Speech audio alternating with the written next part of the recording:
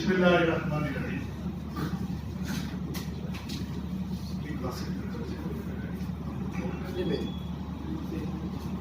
मैं मसूद वाला साहब से रिक्वेस्ट करूंगा कि आप काइंडली स्टेज पे तशरीफ लाएं।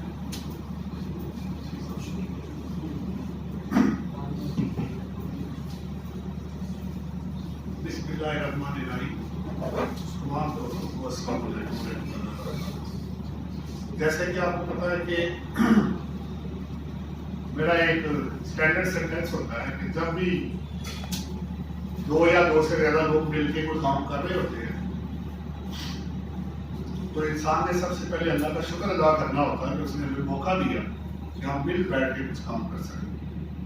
तो गवर्नमेंट छोड़ तो कुछ भी नहीं होता, आपको पता है। वो जो शेयरिंग करके नॉलेज इंसान सीखता है वो अकेला बंदा कभी नहीं सीख सकता।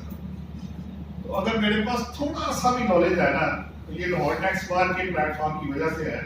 यही से मैं 2017 में शुरू हुआ था, तो करते करते यहाँ तक लगे हुए, जब तक जिंदगी है तब तक लगे हुए। तो नॉलेज फिर भी पूरा नहीं होता। यानी एक समंदर की तरह मिसाल देके मैं कहूंगा कि इसमें से जितना पानी निकालेंगे उससे ज्यादा अंदर आ जाए। तो ये नॉलेज कभी मुकम्मल नहीं होता। जितनी जब तक प्यास है तब तक जुस्तजू है, तब तक इंसान मेहनत करेगा। बड़ा 3 जी डिफरेंट लॉ है आज हमारा, जो हर दफा मैं कोशिश करता हूँ एक नई चीज ऐड करूं अपने लिए और आप लोगों के लिए। तो ये स्केच थोड़ा सा मैंने बदल दिया। एक की नोट होगा, उसके बाद कंटेंट्स, फिर उसकी डिटेल, फिर उसमें प्रैक्टिकल एग्जांपल, फिर उसकी डिक्लेरेशन और फिर एंड पे क्वेश्चन आंसर सेशन हम करेंगे। तो एक चेन बनाई है कि थ्योरेटिकल खाली करेंगे तो प्रैक्टिकल रह जाएगा, अच्छा खाली मैं प्रैक्टिकल करूंगा तो थ्योरेटिकल रह जाएगा।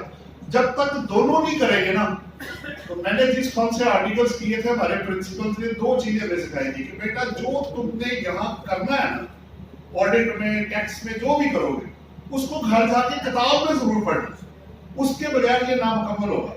तो एक चीज जो होती है ना, खाली बुकिश होगा तब फायदा नहीं होगा, खाली प्रैक्टिकल होगा तब भी फायदा नहीं होगा। जब तक आप दोनों चीजों को अटैच नहीं करेंगे कि लीगल बैकिंग हो, चाहे वो फाइनेंशियल हो, चाहे ऑडिट हो, चाहे टैक्स हो, चाहे लिटिगेशन जो भी हो, उसको रेलिवेंट लॉ के साथ अटैच करना।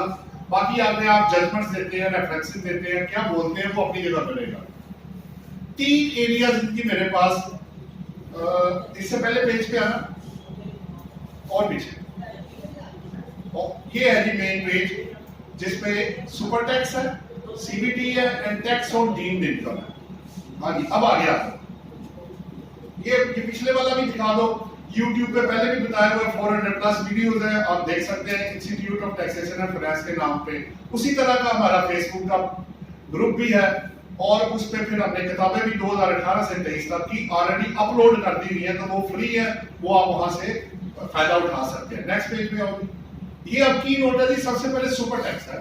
देखिए इसकी अगर की नोट आप देखें तो मैंने लिखा है tax, super tax on high earning person. जो इनकम स्पेसिफाइड रेंज से ज्यादा कमाएंगे वो लोग एफबीआर को in addition to the income tax, ये सेपरेट उनको टैक्स जो है इनकम टैक्स की मद में ही जमा कराना पड़ेगा। अब वो लिमिट क्या है, वो 150 मिलियन रुपीज है एक साल में। अगर आप, अच्छा ये इनकम कौन सी है, एज पर रिटर्न या एज पर अकाउंट, ये दोनों ही नहीं है। ये वो इनकम है जो 4C के अंदर डिफाइन की गई है। तो जो 4C आपको सेक्शन डिफाइन करता है, उस इनकम के ऊपर अगर वो 150 मिलियन से ज्यादा हो जाती है एक साल में, 2022 से ये लगाया गया। ये तीनों लॉज आए बाद में लगे मैंडेट पे है, उसमें फिर इसकी वैलिडिटी बाद में बात कर रहे हैं। तो 2022 में सीबीटी भी है, 7E भी है और आपका डीम्ड इनकम का जो टैक्स है वो भी साथ इसके चलेगा, वो सुपर टैक्स। खैर सुपर टैक्स की पहला मैंने क्या कहा, वो लोग जो 150 मिलियन से ज्यादा इनकम कमाएंगे अंडर सेक्शन 4C, वो अपनी इनकम पे 1% से लेके तो 4% तक उन्होंने जो टैक्स है वो जमा कराना है। इसके रेट्स जरा दिखाओ भी आगे चल के, आगे चलो वो फर्स्ट शेड्यूल को ऊपर इसको क्लिक करो। ये जी आपके पास चार्ट है। अगर आपकी इनकम 150 मिलियन के बराबर है डज नॉट एक्सीड लिखा हुआ है, इसका मतलब है इक्वल और लेस यहां आ गया। हर 50 मिलियन के बदले 1% आपने एडिशनल पे करना है। मैं 150 से 200 तक गया, 1% आ गया। 250 से 250 तक गया, 1% और ऐड हो गया। 300 तक गया, 200 से 300 तक, 250 से 300 तक 3% हो गया, और 300 से एक्सीड किया तो 4% हो गया। और एक और भी है कि अगर स्पेसिफाइड सेक्टर्स के ऊपर 15 सेक्टर इसमें डिफाइन किए गए हैं, अगर उन पे आप 300 मिलियन से ज्यादा अर्न करेंगे तो रेट आपका 10% हो जाएगा। ठीक है, वो भी आपको मैं दिखाता हूं। वो सेक्टर आपके उसमें टेक्सटाइल भी शामिल है, टेलीकम्युनिकेशन भी है, अभी आपके सामने आ जाएगा। लाइट आ गई है, अगले पेज पे होगी। ये देखें, ये वो सेक्टर है, ये एयरलाइन से लेके ऑटोमोबाइल्स, बेवरेजेस, सीमेंट, इस सेक्टर में। अच्छा, इसमें ये नहीं है कि इंडिविजुअल कंपनी या ये होगी, आप कोई भी होंगे अदर देन बैंकिंग कंपनी के, क्योंकि बैंकिंग कंपनी पे 4% उन्होंने रेट के अंदर ही मर्ज कर दिया है, उसको सेपरेट कर दिया। सो 15 सेक्टर्स के अंदर अगर आप 300 मिलियन से ज्यादा प्रॉफिट कमाएंगे तो फिर आपका रेट होगा 10%, फिर 4% में बात नहीं होगी। तो 4% तक है अगर 300 मिलियन तक के अंदर आपका एनुअल टैक्सेबल इनकम, जो कि 4C सेक्शन के अंदर डिफाइन की गई है। अच्छा, एक बात तो ये हो गई। अब पीछे आओ, पीछे पीछे। अब मोटी मोटी 2-3 चीजें। अब इनकम कौन सी, उन्होंने ये आपको सब सेक्शन 2 नजर आ रहा है, computation of income for this section. 4 हिस्से उन्होंने बनाया कि प्रॉफिट और नेट पहला है, dividend, capital gain, brokerage and commission. उसके बाद टैक्सेबल इनकम अदर देन, जो ब्रॉड फॉरवर्ड डेप्रिसिएशन और बिजनेस लॉसेस है, वो आप इसके अगेंस्ट माइनस नहीं करेंगे। यानी मैंने जो प्रॉफिट निकालना है वो वाला होगा जो इनकी एडजस्टमेंट के बगैर वाला होगा। नंबर 2। अच्छा, अब मैंने हाईलाइट किए हुए shall be some of the following. अगर आपकी चारों में से 1, 2 या 3 या चौथे में, तो खैर बिल्कुल सेपरेट है, क्योंकि उसमें उन्होंने बैंकिंग को प्लस इंश्योरेंस कंपनी को और मिलर और वालर्स को सेपरेट कर दिया है। उन्होंने कहा कि जो वो अपना एज पर शेड्यूल के मुताबिक इनकम कैलकुलेट करेंगे, उसके ऊपर वो टैक्स पे करेंगे। नेक्स्ट पेज पे आइए। राशिद, मैं मानवीय साहब को रिक्वेस्ट करूंगा कि आप इस स्टेज पे कुछ सीखना है।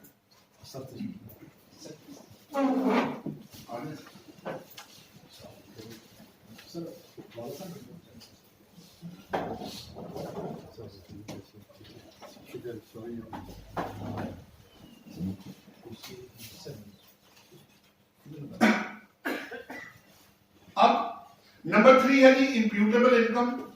अगर आप एफटीआर के अंदर आपकी इनकम फॉल करती है, जो कि आप बहुत थोड़े केसेस आपको बता रहे हैं, जिसमें एक्सपोर्टर है, आपका डिविडेंड है, प्राइस बोर्ड है, नॉन रेजिडेंट की कुछ ट्रांजैक्शन है, अदरवाइज आपको पता है यहाँ तो नॉर्मल टैक्स रिजीम है या मिनिमम टैक्स रिजीम, जो कि उसका हिस्सा ही है बेसिकली।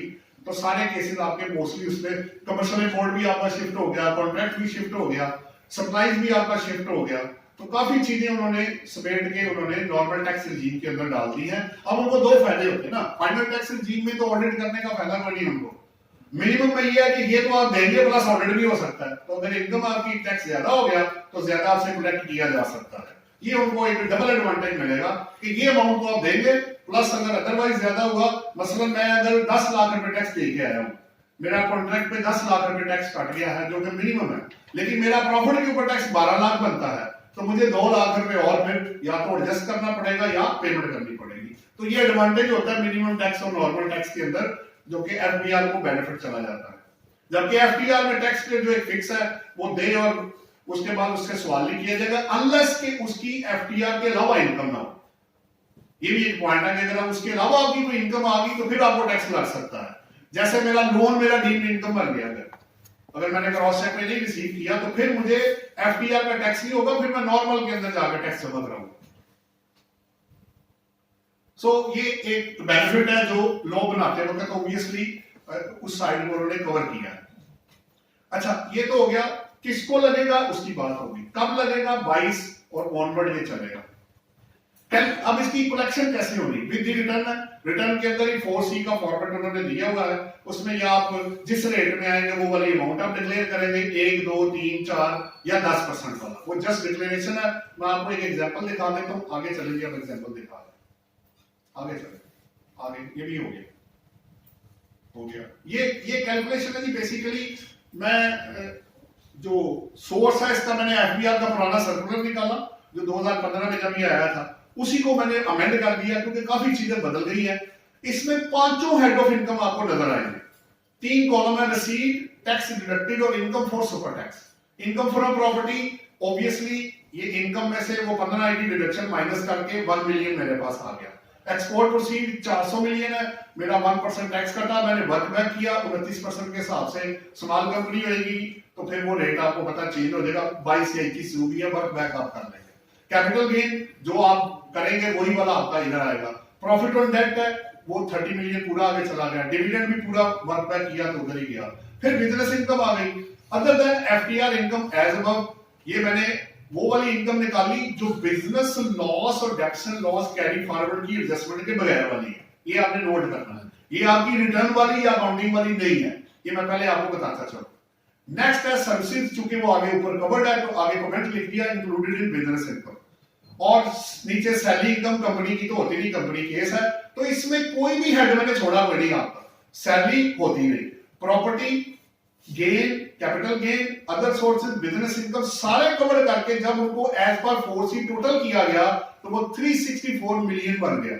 उस पे अगर 4% है तो 14.59 मिलियन है, और अगर स्पेसिफाइड सेक्टर के लिए होगा जो 15 मैंने आपको पीछे दिए थे तो फिर आपका 10% होगा जो 36.48 मिलियन बनेगा। तो ये आपकी कंपनी की example with reference to the 4C related to tax year 2022 आपका पूरा होगा। 23 में जो कानून होगा वो 23 के मुताबिक होगा।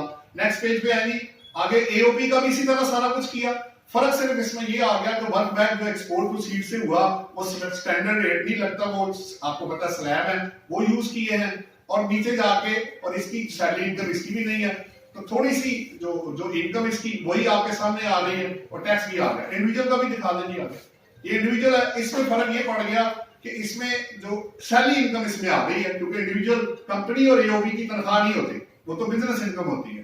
तो इसमें सर्विस इनकम के अलावा या सैलरी इनकम बाकी हेड्स के अलावा वो भी मैंने ऐड कर दिया, और थोड़ी सी इनकम बढ़ गई क्योंकि 20 मिलियन की अज्यूम किया कि सैलरी है। लेकिन अगर यहाँ पे ये total income under for super tax purposes के लिए अगर ये 150 मिलियन या उससे कम होता तो फिर उस सूरत में आपको सुपर टैक्स चार्ज नहीं होगा। ये पॉइंट बड़ा इंपॉर्टेंट है कि किसको लगेगा, कब लगेगा और कैसे लगेगा। तो लोगों को नोटिस इशू हो रहे हैं, कैपिटल गेन में भी इशू हुए।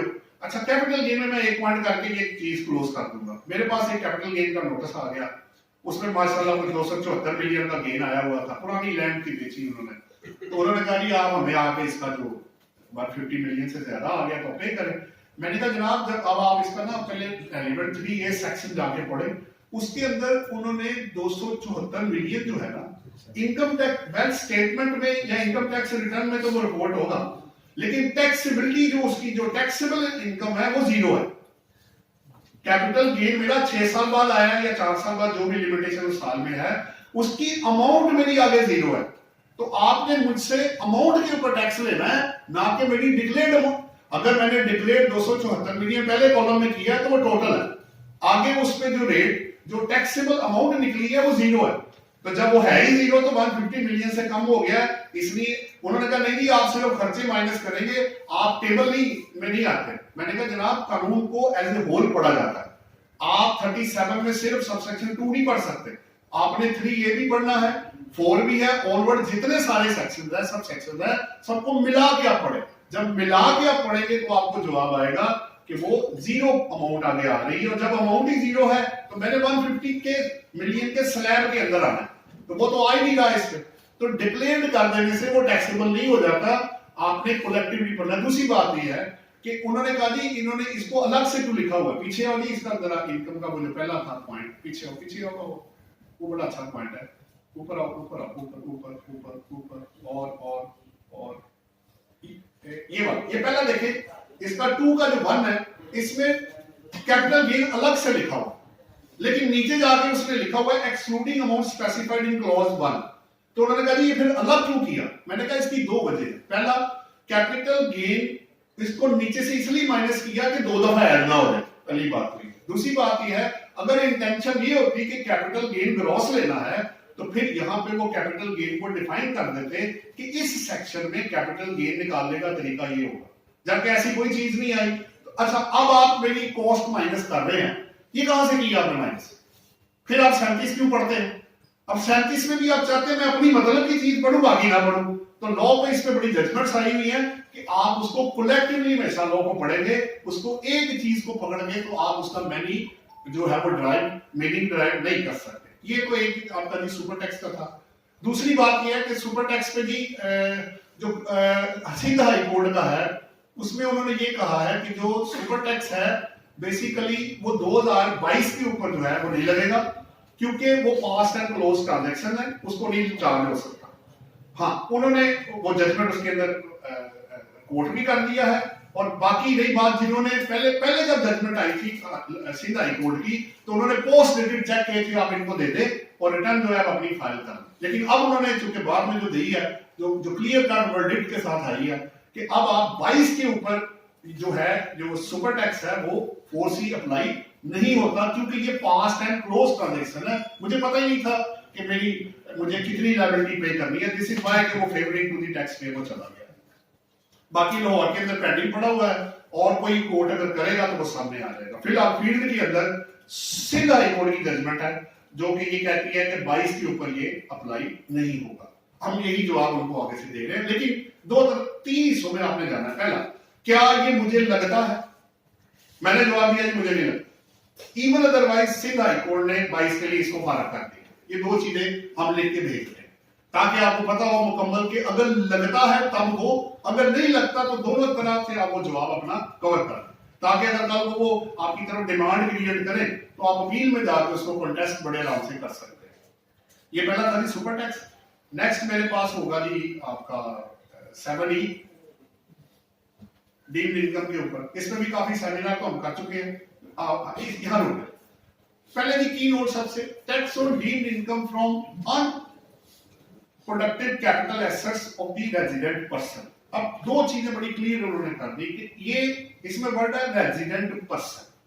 इसका मतलब है इसमें कंपनी भी शामिल है, इंडिविजुअल भी शामिल है। अनलेस लॉ स्पेसिफिकली एक्सक्लूड ना करे तो पर्सन की डेफिनेशन वही ली जाएगी जो सेक्शन 2 के अंदर डिफाइन की गई है। तो इसका मतलब है कि कंपनी, एओपी और इंडिविजुअल इसमें तमाम लोग शामिल है, नंबर 1। नंबर 2, वो रेजिडेंट हो। इसका मतलब ये हुआ कि जितने नॉन रेजिडेंट है वो ऑटोमेटिकली 7E में से बाहर निकल। एक तो ये हो। दूसरा उन्होंने वर्ड जो हमने ऐड किया अपनी तरफ से, अनप्रोडक्टिव कैपिटल एसेट। देखिए कैपिटल एसेट तो डिफाइन है इसके अंदर, उसमें स्टॉक इन ट्रेड शामिल नहीं है, डेप्रिसिएबल एसेट शामिल नहीं है, अमोर्टाइजेशन वाले नहीं है। फिर उसके अलावा जो 7E के अंदर एक्सक्लूजन दी गई है वो बड़ी इंटरेस्टिंग है। 2-3 नोट्स मुझे आए तो मैंने उन्हें एक्सक्लूजन का सहारा लेके तो उनको जवाब दे दिया है। अगले पेज पे जरा दिखाओ कि वो जो एक्सक्लूजन है, ये तो होगा किसको, रेजिडेंट। अब नेक्स्ट पेज पे यार देखिए, अगर आप लिस्ट देखें तो सबसे पहला है one capital asset owned by the resident person. अगर मेरे पास एक से ज्यादा है तो क्या होगा, तो जिसकी हायर वैल्यू बनती है एफएमवी उसकी एक्सेप्शन आप ले। अगर मेरे पास 2 घर है, एक डीएचए का और एक मेरा इकबाल टाउन में, डीएचए वाला 5 करोड़ का है, इकबाल टाउन वाला 2 करोड़ का है, तो मैं 5 करोड़ वाले की एक्सेप्शन ले सकता हूं। उन्होंने ये नहीं कहा कि जहां आप रहते हैं या लेसर अमाउंट वाला वन कैपिटल एसेट है, जो कोई भी हो सकता है, वो कमर्शियल भी हो सकता है, कोई एक। अच्छा मेरे पास 3 है, मेरे पास 2 घर है, एक प्लॉट है, और जो प्लॉट है वो 7 करोड़ में है, तो फिर मैं 7 करोड़ वाला लूंगा। जो हायर होगा, एक हायर मैं इसमें से बाहर निकाल लूंगा, नंबर 1। नंबर 2, अच्छा उसमें एग्जम्पशन एक ही है, एक कैपिटल एसेट जो owned by the tax payer होगा वो आप ले सकते हैं, नंबर 1। अच्छा बाकियों में जब आप जाएंगे तो उसमें बाकियों में लिमिटेशन नहीं लगी हुई। अब गौर से देखें, कहीं भी वन का वर्ड आपको नजर नहीं आएगा। दूसरे में सेल्फ ओन्ड बिजनेस प्रेमिसेस, जैसे बैंक है उसके 100 ब्रांचेज, तमाम की तमाम ओन्ड प्रेमिसेस है, वो वहां बिजनेस कर रहे हैं, तो तमाम वो बिजनेस प्रेमिसेस जो ओन्ड एसेट्स होंगे वो भी निकल जाएंगे।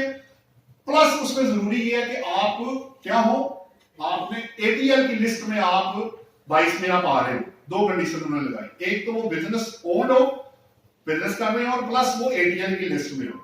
और इसमें नंबर्स की कोई गेम नहीं है। मैंने अभी क्या बताया, 100 ब्रांचेज है बैंक की, 100 की 100 अगर उन्होंने अपनी परचेज की हुई है और उसमें वो बिजनेस कर रहे हैं, वो डिक्लेयर्ड है और रिटर्न्स फाइल हो रही है, तो 100 की 100 प्रॉपर्टीज वहां से बाहर निकल जाएंगे। क्यों? क्योंकि वो अनप्रोडक्टिव नहीं रहा। यहां आएगा ही वही जो अनप्रोडक्टिव होगा। यहां गौर से देखेंगे, कोई भी प्रोडक्टिव वाला इसमें जो है वो फॉल नहीं करेगा। तीसरा, अगर सेल्फ ओन एग्रीकल्चर लैंड है, अगर आपके पास लैंड है तो उसमें से उन्होंने फार्म हाउस और कुछ चीजें बाहर निकाल दी है।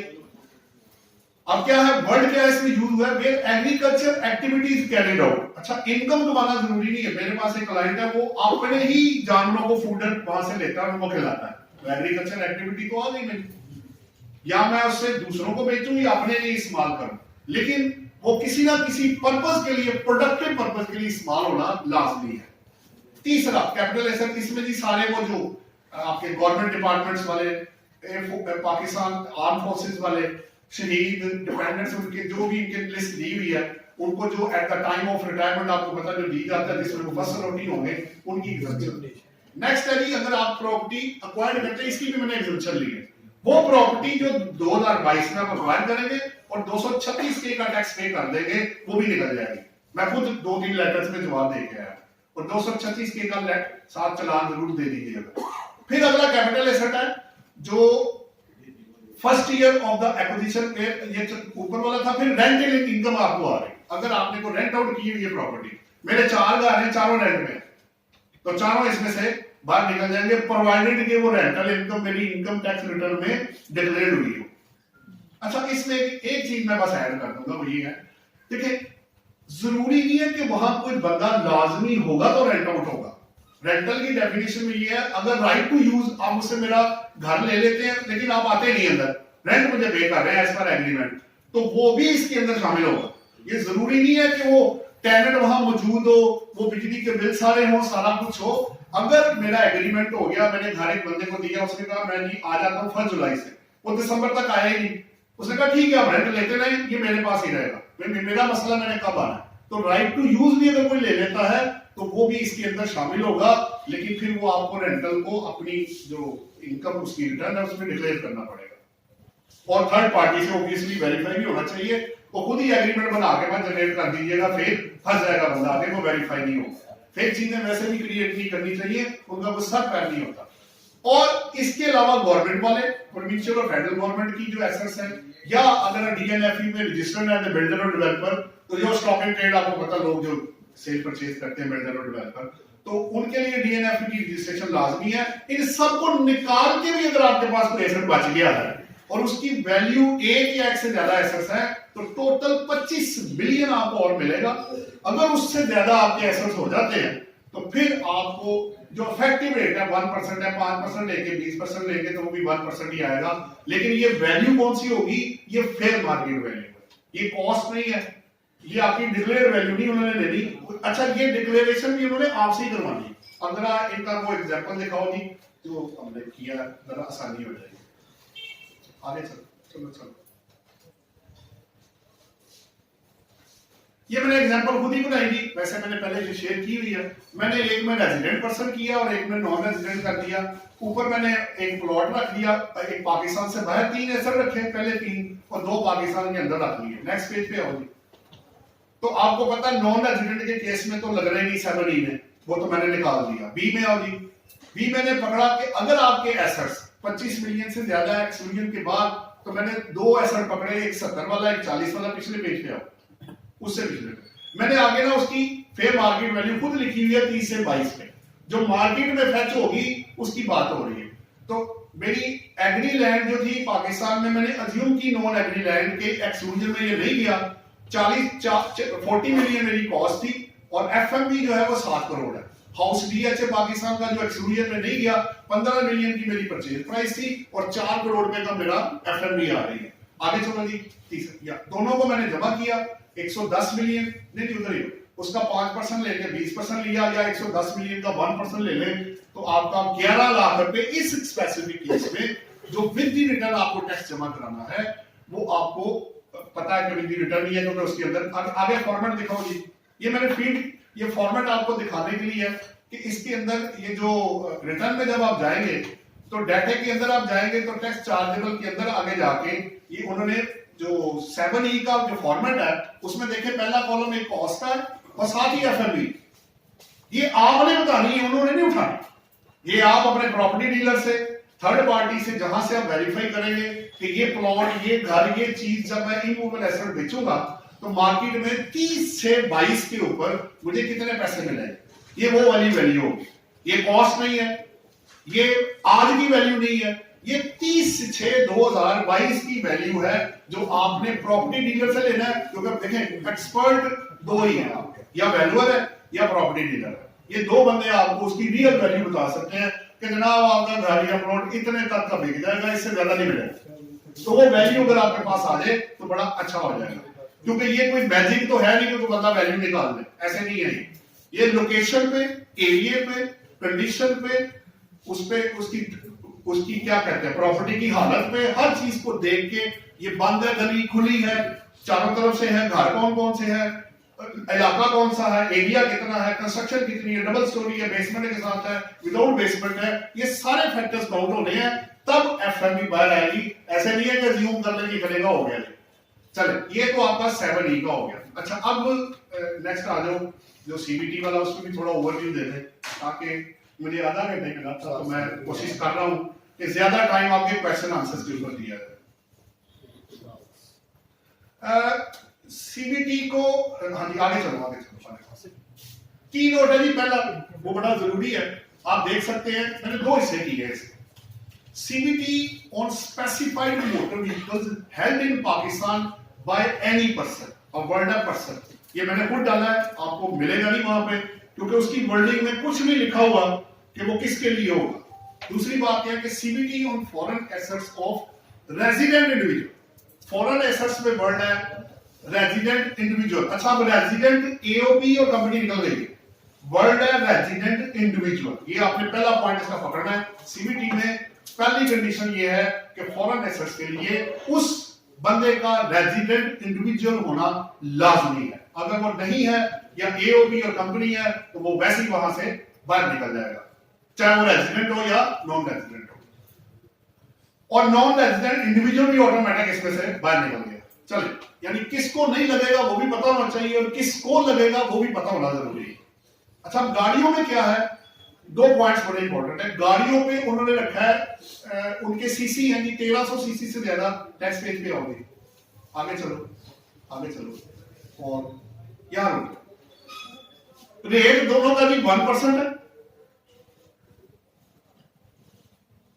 गाड़ियों पे मैं अगर 1300 सीसी से ज्यादा की गाड़ी होगी या अगर इलेक्ट्रिक व्हीकल है तो 50 kWh से ज्यादा की होगी तो तब ये आपको चार्ज होगा 1%। फॉरेन एसेट्स में अगर 100 मिलियन से ज्यादा आपके एसेट्स होंगे फिर वही last day of the tax year 30 जून 22 पे, तो फिर आपको अगर 100 मिलियन से ज्यादा हुआ तो तमाम के ऊपर ये 100 मिलियन माइनस करके नहीं आपने 1% लेना। जैसे वो 25 मिलियन था तो 25 माइनस करके नहीं लेना, वो शामिल करके फिर लगेगा। अगर ये एक्सीड हुआ तो मसलन मेरे पास 110 मिलियन आ गया तो 1% 110 मिलियन का होगा, 100 मिलियन माइनस नहीं होगा।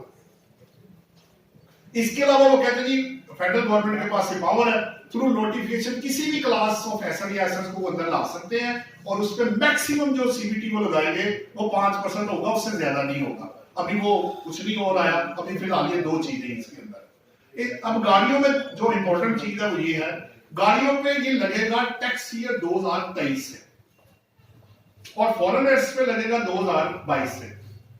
पिछले पेज पे आओ, यहां ये देख ऊपर लिखा हुआ है value of assets tax year 2022 और प्रोवाइजो में क्या लिखा हुआ है from 1 July 2022 in case of motor vehicle held in Pakistan. तो 1 जुलाई 2022 का मतलब ये हुआ कि ये टैक्स ईयर 2000।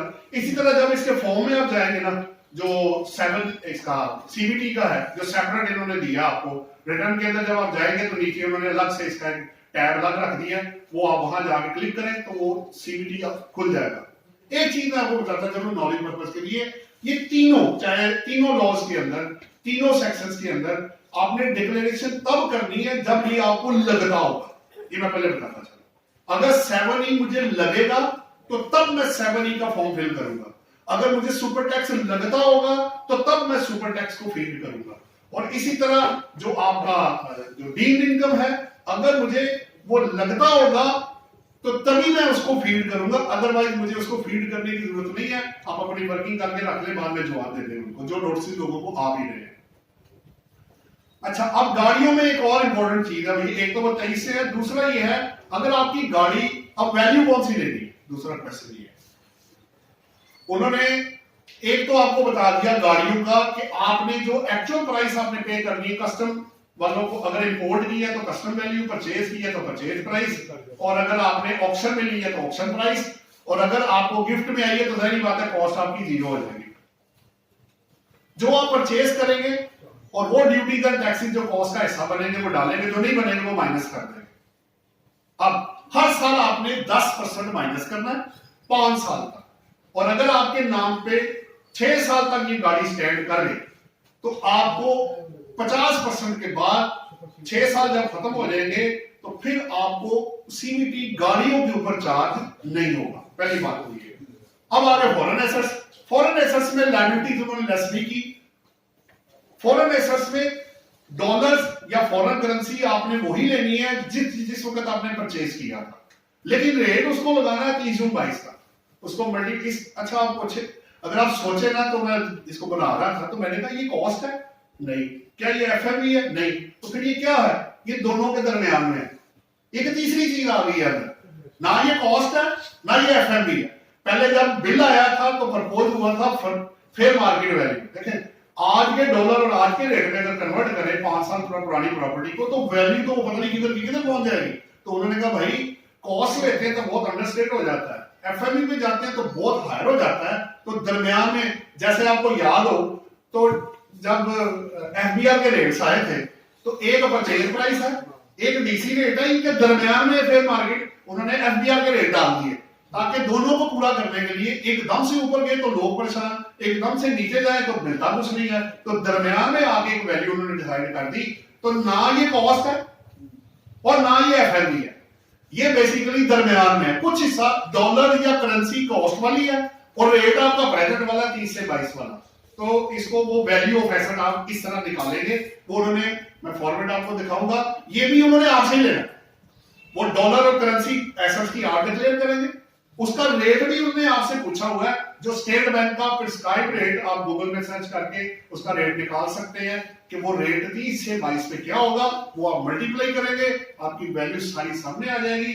और फिर अगर वो 100 मिलियन से ज्यादा हो जाती है तो फिर आपको 1% जो है उसका वो चार्ज करेंगे एज ए सीवीटी के तौर पे, जो आप उनको पे करेंगे। इसकी कलेक्शन की पावर टैक्सेशन ऑफिसर के पास ही है, उसी तरह सब कुछ है। अपील और प्रोसेस सारा उन्होंने डाला हुआ है इसके अंदर। अब इसकी एग्जांपल दिखा दो तो बड़ा अच्छा हो जाएगा।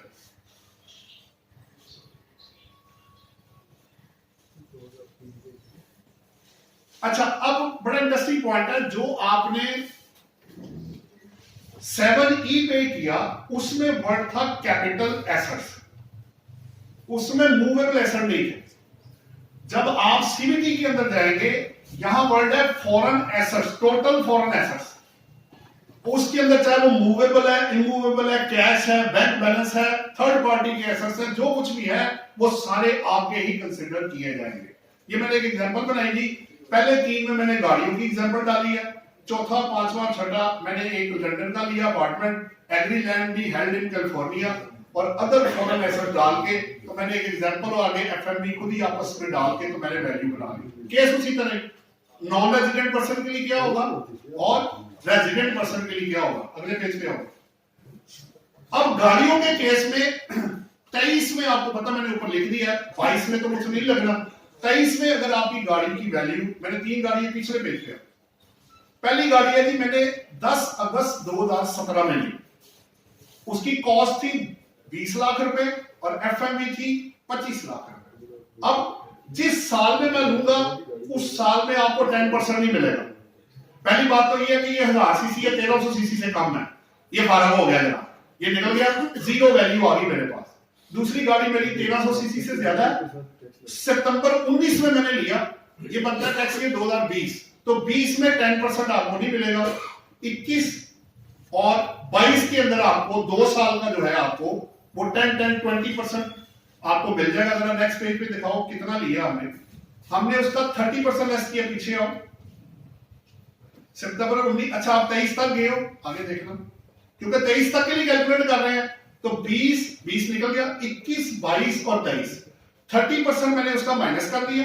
नेक्स्ट पीछे आओ, पिछले पेज पे, नेक्स्ट गाड़ी मैंने ली वो अक्टूबर 22 में ली, ठीक हो गया। अब अक्टूबर 22 में जब मैं लूंगा तो टैक्स ईयर 2023 बनेगा, पहले साल में 10% नहीं आपको मिलेगा। आगे आओ, तो उसका सीधा 1% लिया, पहली गाड़ी का 0, दूसरी का 26,600 और तीसरे का 60,000, ये टोटल 86,600 बनता है जो आपने हेल्ड इन पाकिस्तान 2023 में सीबीटी आपने गवर्नमेंट को पे करना है। आगे आगे movable and movable foreign assets है, चूंकि नॉन रेजिडेंट पे वो एप्लीकेबल नहीं है, वो मैंने निकाल दिया। अगले पेज पे चलो, ये अब आ गया रेजिडेंट इंडिविजुअल, गाड़ी तो उसी तरह 86,600 है, और जो मैंने फॉरेन एसेट्स लिया आपके, मैंने अपार्टमेंट लिया लंदन का, उसको रेट लगाया, ऊपर पीछे आ जरा सवाल में इसमें रेट भी दिया, वो ऊपर देखेंगे पहली 2 लाइनों में। तो मैंने 22 का यूएस डॉलर का और आपके पाउंड का रेट 22 का 220 रुपए और 240 रुपए दिया हुआ है, जो मैंने अज्यूम किया।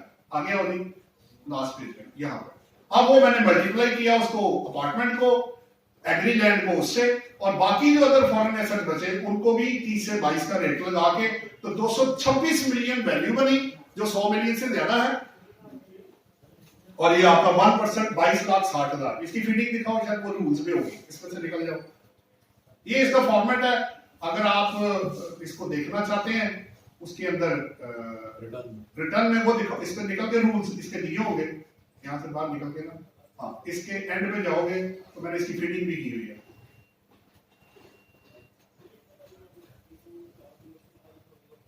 नीचे चले जाओ, ऊपर होगा ऐसे, और ये इसको जरा, ये जी मैंने वही एज इट इज फीडिंग की इसकी, जो वो आपकी गाड़ी इसमें नहीं है, क्योंकि मैंने आपको बता दिया गाड़ियों पे जो आपको फॉर्मेट के अंदर ना हेल्ड इन पाकिस्तान गाड़ियां नजर भी नहीं आएंगी, क्योंकि वो 23 से लगा हुआ, तो 22 में तो अभी फॉर्मेट आया नहीं, 23 का जब आएगा तब लगेगा। इसलिए इसमें सारे एसेट्स वही हैं जो मैंने आपके 226 मिलियन आपका बनाया, वही इसके अंदर फीड किया है, और उसका 1% जो टैक्स है वो आपका सीबीटी जो बता है वो मैंने इसके साथ अटैच कर दिया है। अब रही बात जी, एक चीज रही मेरे पार्ट पे, इसका जो अभी स्टेटस है उसकी बात कर लेते हैं। जैसे मैंने आपका सुपर टैक्स की बात की, तो जो इसके हम जो जवाब दे रहे हैं 7E के, पहला क्या ये लगता है, अगर जिनको नहीं लग रहा उनका तो हम सीधा जवाब दे रहे हैं कि 100 मिलियन से कम है, ये वैल्यू आप चेक कर लें, इनको नहीं लगता। अब जिसको लगता है तो जाहिर बात है, सिंध हाई कोर्ट ने इसकी एप्लीकेबिलिटी भी तो ये कह दिया कि ठीक है जी ये लगेगा ऑब्वियसली, लेकिन अब लाहौर में ये पेंडिंग पड़ा हुआ, लाहौर में अब जब तक लाहौर हाई कोर्ट कोई चीज तय नहीं कर देता तब तक तो वो हम उसको वही प्ली ले रहे हैं कि जी, उन्होंने ये भी कहा हुआ है कि आप एक काम करें कि जब तक फैसला नहीं हो जाता तब तक आप टाइम लेते जाए। जिन्होंने रिटर्न फाइल कर दी है वो तो अलग बात है, वो सिचुएशन डिफरेंट है, जिन्होंने नहीं की वो मजीद टाइम ले सकते हैं जब तक के लाहौर हाई कोर्ट अपने 7E के अगेंस्ट कोई फैसला नहीं कर देता। जबकि इसके अगेंस्ट बलूचिस्तान में आपको पता है उन्होंने स्टे दिया हुआ है, मेन अपील का जो ऑर्डर है उसका बाकी है, देखते हैं। अब सिंध चला गया अगेंस्ट, लाहौर में पेंडिंग है और बलूचिस्तान स्टे में पड़ा हुआ है। तो अब जब तक कोई लग ये रहा है कि अल्टीमेटली सुप्रीम कोर्ट में कोई फैसला होगा, लग तो ऐसे रहा, देखते हैं अब क्या होता है जब तक कि लाहौर हाई कोर्ट का कोई फैसला नहीं आ जाता। अब आ जाते हैं जो तीसरा आपका बच गया वो सीबीटी। अब ये भी कुछ लोग इसके केस गए हुए हैं।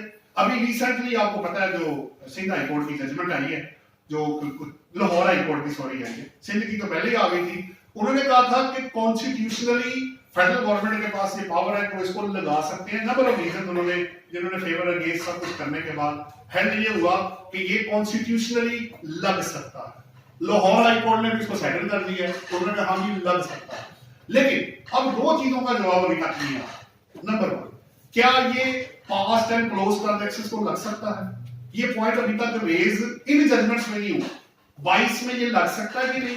दूसरा एक और भी सवाल है, एक लाहौर वाली मैं पूरी पढ़ी है उसमें वैसे हेल्ड हुआ था। मेरा सवाल सिर्फ ये है कि अगर आप, उन्होंने 2 पॉइंट बड़े अच्छे रेज किए कि एमनेस्टी जब आप लेने आते हैं तो तब आप कहते हैं जी फेडरल गवर्नमेंट एमनेस्टी आपको फॉरेन एसेट्स में दे सकती है।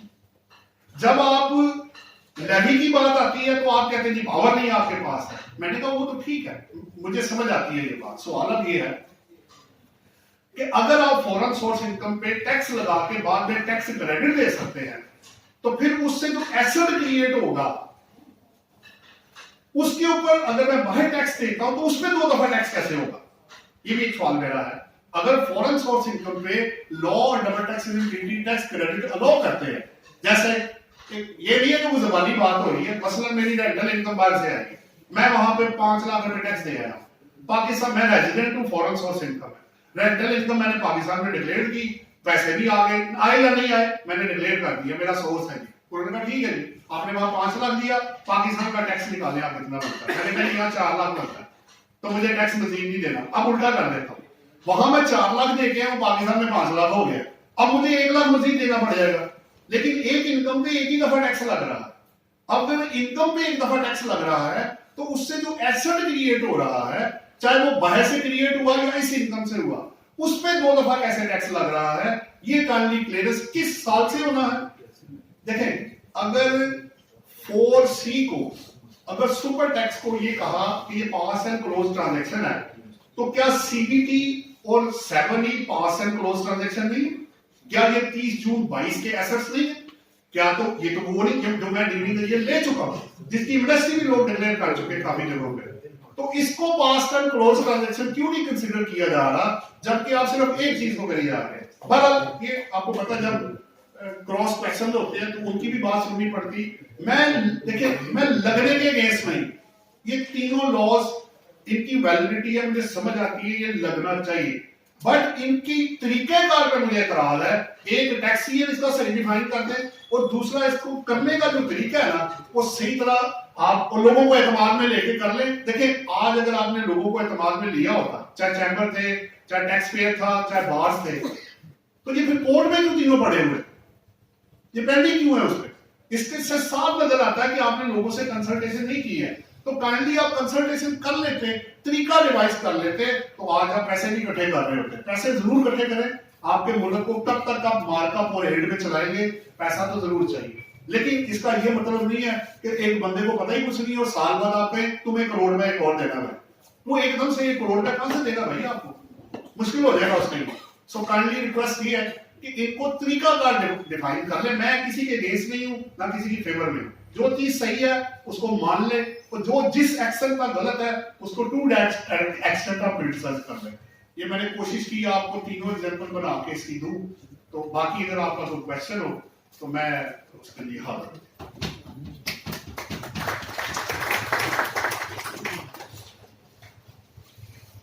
जी सर, आसिफ साहब। आसिफ साहब, माइक है जी।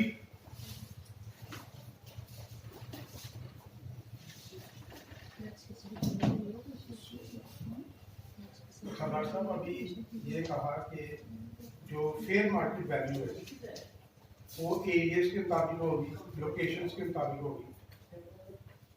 जो सेक्शन 68 है उसका सब सेक्शन 4 है, वो ये कहता है कि notwithstanding anything contained in subsection 1 और subsection 3 the board may from time to time determine the value of any property according to the area or areas।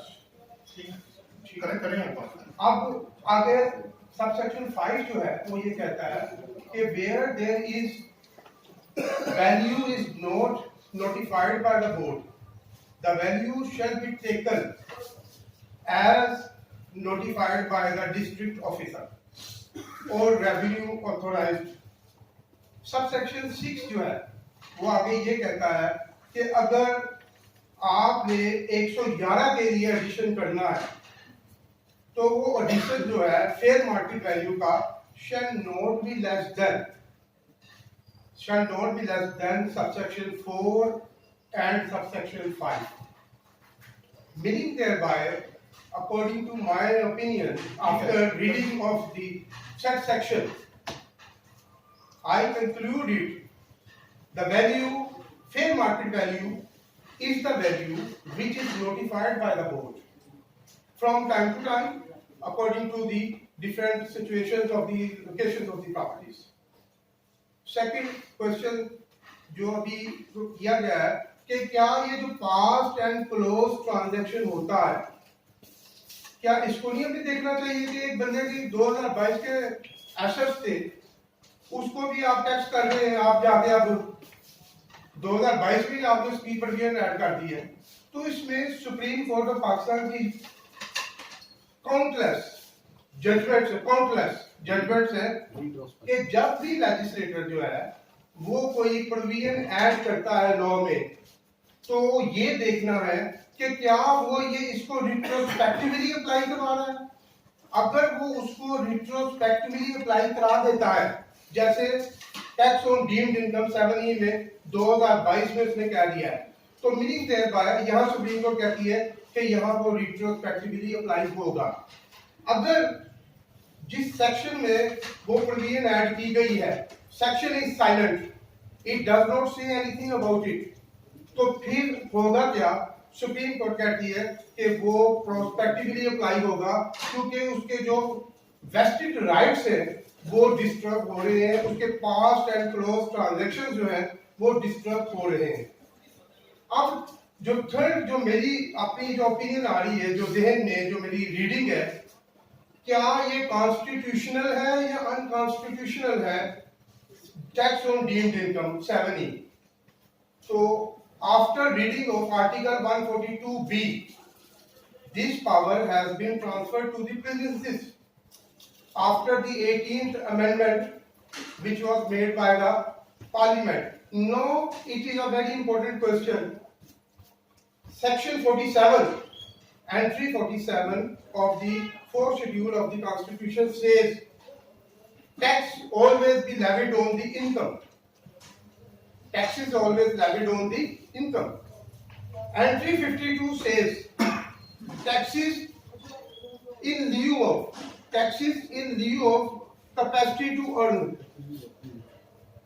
अब जो सिंध हाई कोर्ट की जजमेंट है उसने भी इस चीज को इग्नोर कर दिया, अनकॉन्स्टिट्यूशनल को कॉन्स्टिट्यूशनल बना दिया, सिर्फ ये कह के कि ये जनाबे वाला it is the right of the state to generate the revenue, and for the purposes of generating the revenue for the welfare of the people, taxes shall be levied accordingly.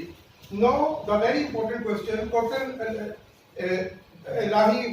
लाही कॉटन मिल की जो judgement है जो 2003 PDD में आई है, उसमें बड़ा categorically ये लिखा है सुप्रीम कोर्ट ने, जिसके ऊपर जो नंबर ऑफ लीडिंग लॉयर्स थे जिन्होंने रिट्स फाइल की थी सुप्रीम कोर्ट में, उनको ये यकीन था कि ये हम रिट जीत जाएंगे, कॉन्स्टिट्यूशनली ये। हालांकि सुप्रीम कोर्ट ने वहां क्या किया कि जो इंडियन एक्ट था 1961 का, उसमें 115(5) और 5A जो इंसर्ट किया गया था, उसी को देखते हुए उन्होंने ये जो 47 की एंट्री थी उसको इग्नोर कर दिया और 52A जो एंट्री थी इसको लेके इन कैपेसिटी इन लिeu ऑफ के वो उसकी जगह के ऊपर एक्सरसाइज हो सकती है ऑप्शन, लेकिन both can not be exercised simultaneously. तो ये जब वाला ये मेरी आसिफ साहब दो चीजें आपने रेस की, ये जो आप पहले एफएमबी का रेस कर रहे हैं इसके बारे में अभी बहस हुई हुई। देखिए पहली बात तो ये है कि जो सेक्शन 68 है ना, वो बिलोंग्स जनरली कर रहा है purchase and cell of 236C, 236K और 111 से रिलेटेड है। ये मैंने भी क्वेश्चन रेज किया था कि क्या मैं एफबीआर का रेट एज एफएमई यूज कर सकता फॉर वेल्थ स्टेटमेंट पर्पसेस के लिए, जब तक एफएमबी को अलग से डिफाइन नहीं किया गया था। अब आपको पता है एक तो ये डेफिनेशन चलेगी सेक्शन 2 के अंदर, पहले ये सिर्फ 68 में थी, वो स्पेसिफाइड पर्पस के लिए थी। अब तो पर्पस पहला हो गया इन मार्च, ठीक है, 1 जुलाई 2022 से ये चला गया डेफिनेशन रेफर कर दी सेक्शन 2 के अंदर। पहली बात तो ये 23 से तो ऑलरेडी एक्सटेंड कर दिया। इसमें भी मैं आपको थोड़ी सी वजाहत देता हूँ, ये जो डेफिनेशन की आप बात कर रहे हैं, नहीं वो मैं आपको बता देता हूँ ना। अब देखिए 3 चीजें उन्होंने आपको, जब ये झगड़ा पड़ा था, जब यूनिवर्सिटी में हमने बहुत सारे सेमिनार किए थे, एक ही क्वेश्चन था हमारा, आप लोग क्या कर रहे थे कि 2 तरीके थे जिस बेसिस पे वो एसेट डिक्लेयर करते थे, या वो कॉस्ट था या वो डीसी रेट पकड़ते थे। ज्यादा डीसी रेट पकड़ते थे, कुछ कॉस्ट पकड़ लेते थे, डिफरेंस भी आता था तो रूल्स आपको बेनिफिट देते थे, आप एडवांटेज ले जाते थे रूल्स। पहली बात हुई। जब एफएम जब ये बारी है कि जी हमने इसको उठा के लेके जाना है एफएमई के ऊपर, तो वो वैल्यू एक है 10 रुपए, एक है 1000 रुपए, वो इतना डिफरेंस आ गया, लोग कहने लगे भाई अब करने क्या लगे, एफएमई बीच में कहां से आ गए। तो उन्होंने कहा अच्छा फिर एक काम करते हैं कि हम आपको वक्ती तौर पे ना फॉर द टाइम भी हम आपको एक सहारा दे देते हैं कि इमूवल प्रॉपर्टी के लिए आप एफबीआर से कम रेट पे आप उसको ना डिक्लेयर करें, ये उन्होंने दिया। फिर 236 डब्ल्यू भी था अंदर, जहां आपका एफबीआर का और एक्चुअल वैल्यू का फर्क था, उसका आप 3% पे करके वाइड कर देते हैं। 111 की हद तक तो आपकी बात बिल्कुल ठीक है परचेज और प्रॉपर्टी के लिए, लेकिन जब मैं इसके अंदर आऊंगा तो मुझे यही समझ आती है, मेरी राय है कि अब आप वो वाला प्रिंसिपल अडॉप्ट नहीं कर सकते जो आपने वहां पे अडॉप्ट किया परचेज करते वक्त। यहां एफएमवी का मतलब वो होगा जो मार्केट में चीज फेच करेगी। यू कैन नॉट यूज 68 जो डेफिनेशन है वो आप उसको यहां इंपोर्ट नहीं कर सकते। ये मेरी अपनी पर्सनल राय है। अब रहा जो दूसरा क्वेश्चन आपका है कि वो कॉन्स्टिट्यूशनल वाला, वो इतनी देखिए 26 पेजेस की जजमेंट है सिंध हाई कोर्ट की और 49 पेजेस की जजमेंट है लाहौर हाई कोर्ट की। अच्छा अब उसका क्रक्स मैं आपको निकाल देता हूं जो आप क्वेश्चन कर रहे हैं। ये क्वेश्चन जो आपने किए सारा आपने, मैं सोच रहा था आप सवाल कर रहे हैं कि इंटरप्रिटेशन कर रहे हैं, मुझे तो ये नहीं समझ आ रहा है। बहरहाल आपने सवाल भी कर लिया और इंटरप्रिटेशन भी कर लिया, सो 2 in 1 आपने कर दिया, बड़ा अच्छा था। क्योंकि सवाल जितना लंबा होगा उतना जवाब देना मुश्किल हो जाएगा। क्रक्स ये है जी, बात ये है, सिंपल सी बात है। उन्होंने ये कहा है अगर देखिए वर्कर वेलफेयर फंड में क्या हुआ, एक मिसाल देकर मैं क्लोज साहब प्लीज। वर्कर वेलफेयर फंड में मुख्तलिया वर्कर वेलफेयर फंड में क्या हुआ कि जब तक आपका सूबों ने लॉ नहीं बनाया, 18th अमेंडमेंट के बाद पावर चली गई सूबों के पास। अब क्या हुआ कि सूबों ने भी, आपको याद है पीछे जब हमने सेमिनार किया है, सबसे बाद में आया 2022 में मेरा है केबीके वाले, 19 में आप आए, 14 में शायद वो सिंध वाले हैं, इस तरह करके इस तरह गया, और 21 में आईसीटी या दूसरे वाला है। अब जब तक सूबे ने कानून नहीं बनाया, एक बात हो रही है, तो तब तक क्या आपको वर्कर वेलफेयर फंड माफ कर दे? अगर ये पावर सूबे के पास चली गई है तो इसका क्या मतलब है कि अब आप वो जो 70 या जो भी आपका एप्लीकेबल टैक्स है तब तक आप किसको देंगे? किसी एक को तो देना आपने।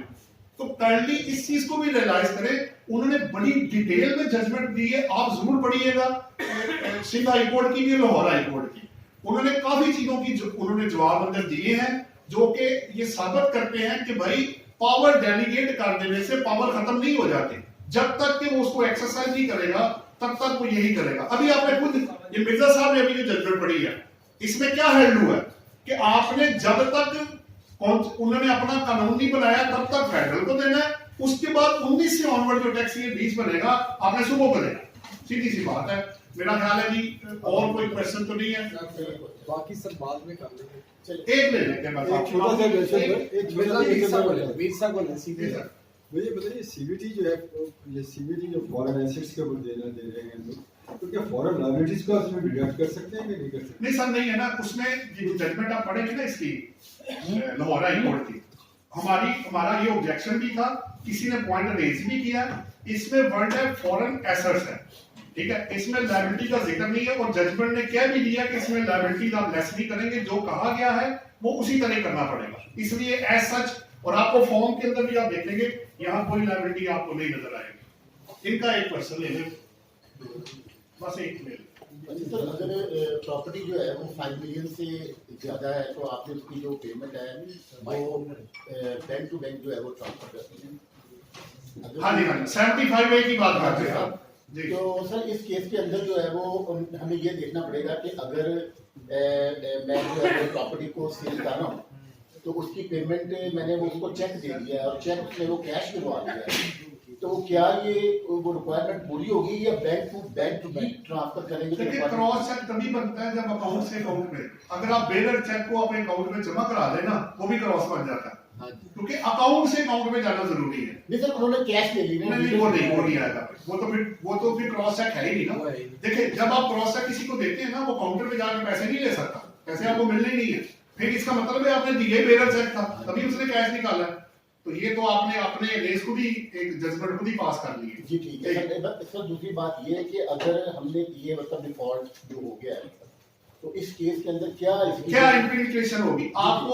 अगर बिजनेस एसेट लिए तो डेप्शन नहीं मिलेगी, ठीक है, और अगर आपने पर्सनल लिए तो कैपिटल गेन कैलकुलेट करते वक्त माइनस नहीं होगा। और तीसरा ये होगा कि इमूवेबल प्रॉपर्टी अगर आपने इस तरह की तो उसकी एफएमवी का 5% पेनल्टी भी है। तीन इम्प्लीकेशन आएंगी आपको, तीन ऑब्वियसली दो ही होगी एक वक्त में, या एसेट आपका पर्सनल है या बिजनेस है, और प्लस उसकी इमूवेबल प्रॉपर्टी के ऊपर आपके वो पेनल्टी के साथ। सर फंड के केस में अगर वो उसने हमसे रिप्लेशन लिया है 174 में, हमने फंड अप्लाई किया और उसमें अगर उसने कहा कि डिटेल दें, अगर उसमें ये चीज आ जाती है तो वहां पे वो 5% ले सकते हैं। नहीं देखिए ऑर्डर पास करेगा लेकिन वो तो तरीकाकार पेनल्टी तो होती सेपरेट है, अपॉर्चुनिटी ऑफ बीइंग हर्ड है, तरीकाकार है सारा उसका कुछ ऑर्डर भी है, होगा, उसके अपील में बगैर जाएंगे, तो उसके बगैर तो नहीं हो सकता ना। फिर आप अपील कैसे करेंगे जब तक ऑर्डर आपके पास नहीं होगा? ठीक है, ठीक हो गया जी, चलो थैंक यू भाई। बहुत शुक्रिया नदीम भट्ट साहब। अब मैं रिक्वेस्ट करूंगा guest of honour Rashid Rahman Veer